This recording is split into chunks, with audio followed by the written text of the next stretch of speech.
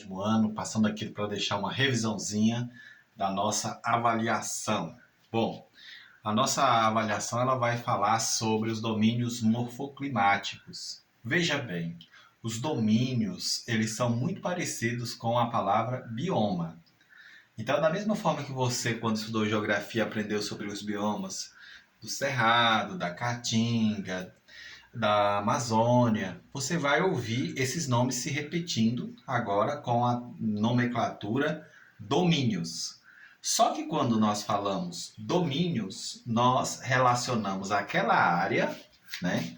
Seja a Amazônia, seja a Caatinga, seja o Cerrado, você vai relacionar esse domínio com o clima, né? O determinado clima daquela área, a água, os solos, a vegetação e o relevo. Ou seja, você quer dizer que naquele determinado lugar você tem um tipo de clima específico, uma certa quantidade de água, uma característica do solo que marca aquela região, a vegetação, ou seja, um tipo de floresta daquela região, e um tipo de relevo. Lembre-se, relevo está relacionado àquela forma visível que nós enxergamos na Terra.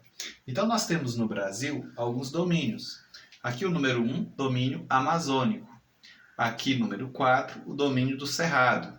Número 2, domínio da Caatinga. Número 3, domínio de mares e morros. Por que mares, professor? Porque é toda essa região do litoral. Morros, por quê, professor? Mares e morros, porque é uma região onde o relevo é marcado pela presença de morros, né? Você tem número 5, é a região conhecida como araucárias. As araucárias é uma espécie de pinheiro brasileiro, né? Marcado pela presença do clima subtropical. Então, as araucárias é um tipo de pinheiro, também conhecido como pinheiro do Paraná. E no 6, nós temos uma região que é chamada de pampas ou pradarias. As pradarias são uma pastagem natural. Lá na prova, você vai observar que ela vai te questionar por que o Cerrado é a caixa d'água do Brasil. E você entende melhor por que o Cerrado é a caixa d'água do Brasil? Porque nós vamos observar que 8 das principais bacias hidrográficas brasileiras, 8 delas, têm nascentes nas áreas de cerrado.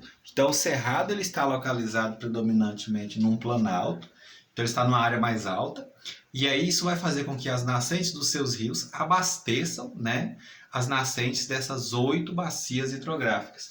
Por isso que o cerrado é a região mais importante quando se fala em hidrografia para o Brasil, até mesmo se comparada à Amazônia. Por quê? Porque é como se o cerrado ele direcionasse águas para todos os cantos do nosso território brasileiro. Lá na prova você vai ter que descrever as características do cerrado, né? Então você vai se lembrar que as árvores do cerrado apresentam troncos retorcidos. Por que elas apresentam troncos retorcidos? Porque na verdade os seus solos são ácidos. Como os seus solos são ácidos, ou seja, apresentam baixo teor de nutrientes, isso vai fazer com que as raízes sejam retorcidas.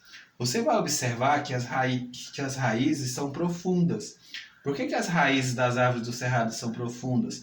Porque elas vão buscar água lá nos lençóis freáticos. Você tem que escrever isso daí. Como que são as folhas das árvores do cerrado, professor? As folhas, elas são ásperas e adaptadas às estações de seca. Então, quando é no período de estiagem, as folhas do cerrado elas caem. Então, o cerrado ele tem uma adaptação, né, ao período de estiagem. Você vai observar que os solos do cerrado, em sua maioria, são solos argilosos, né, avermelhados ou amarelados. E você vai verificar que o cerrado ele é a savana brasileira, inclusive adaptado até mesmo às condições de fogo, né? Ele consegue ser resistente ao fogo. Você vai lembrar que sobre a região do domínio do cerrado, nós vamos ter predominante a presença do clima tropical. O clima tropical ele tem como característica temperaturas entre 25 e 27 graus, e o cerrado ele é marcado também por 2 estações bem definidas. ele é marcado pelo verão chuvoso, então 6 meses de chuva, e também o clima tropical é marcado por 6 meses de seca, que é o período do inverno, 6 meses de estiagem. Então, o clima tropical ele é marcado por 2 estações bem definidas. Você vai observar nessa região, em um amarelo mais claro, entre a Amazônia e a Caatinga, entre a Amazônia e o Cerrado, uma zona. Essa zona é chamada de zona de transição e ela vai ser marcada principalmente pela presença de palmeiras. No Brasil, nós temos as principais palmeiras características, são elas: o babaçu, encontrado principalmente na região do estado do Maranhão, a Mata dos Cocais, e você tem também a carnaúba, encontrada no Nordeste. A carnaúba, você se lembra, ela é muito importante tanto para fazer ceras quanto para uso na aviação. Aqui nós temos um mapa onde você vai descrever, né, os 6 domínios morfoclimáticos. 1, amazônico. 4, caatinga. Nessa área, a zona de transição. Então você vai ter que escrever a zona de transição. Número 2, o cerrado, né? Aqui você vai ter, no 3, você vai ter mares e morros. Então esse domínio morfoclimático no litoral é mares e morros, né? Você vai ter 5, que são as araucárias, e 6, você tem as pradarias, que as pradarias também são chamadas de campos sulinos, né? Bom, lá na Amazônia, você vai observar que ela vai ter 3 formações florestais muito características, né? Você vai ter uma floresta que ela é adaptada para ficar os 12 meses do ano debaixo d'água. É uma floresta que o tempo inteiro ela é alagada. Essa floresta é chamada de igapó. Você vai observar que existem as várzeas. Você pode observar que a água chega até essa altura aqui no período de cheias dos rios. Depois a água seca. Então as várzeas são as florestas próximas dos rios. Quando os rios enchem, aí as águas trazem sedimentos. Quando as águas do rio baixam, as várzeas fazem com que esses solos fiquem férteis, permitindo inclusive a agricultura. Semelhante ao que você aprendeu com o professor de história sobre as enchentes do rio Nilo e a importância que elas têm para o desenvolvimento da agricultura. Você aprendeu isso lá no 6º ano, quando estava estudando sobre o Egito Antigo. Aqui na Amazônia você tem também as grandes árvores que estão nas áreas secas, árvores que inclusive chegam a 50 ou 60 metros de altura. Essas florestas são chamadas de terra firme. Então as grandes florestas da Amazônia, como essa daqui, são chamadas de floresta de terra firme. No litoral brasileiro, você vai observar que na faixa litorânea, próximo do mar, você vai encontrar esse domínio morfoclimático, conhecido como domínio de mares e morros. É caracterizado principalmente pelo clima tropical úmido.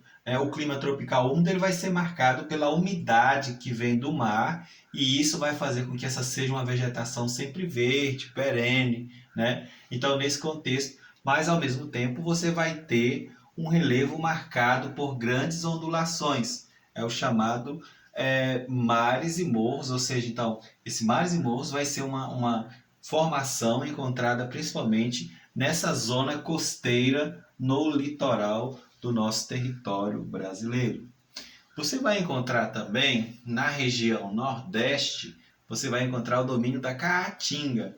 O domínio da Caatinga ele é caracterizado pela presença de cactáceos, ou seja, árvores xerófitas que são adaptadas às condições de estiagem, de rigor climático, né? Então você vai observar que no Nordeste brasileiro os cactos eles apresentam espinhos, são espécies xerófitas, né? As cactáceas são xerófitas, com espinhos, não tem folhas, as raízes são rasas, ou seja, são adaptadas os baixos índices de chuvas que ocorrem no Nordeste.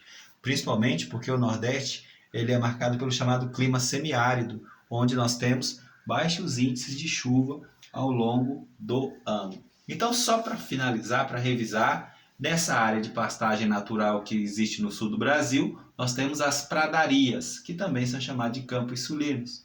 Mas, quando se fala em domínios, nós escrevemos pradarias.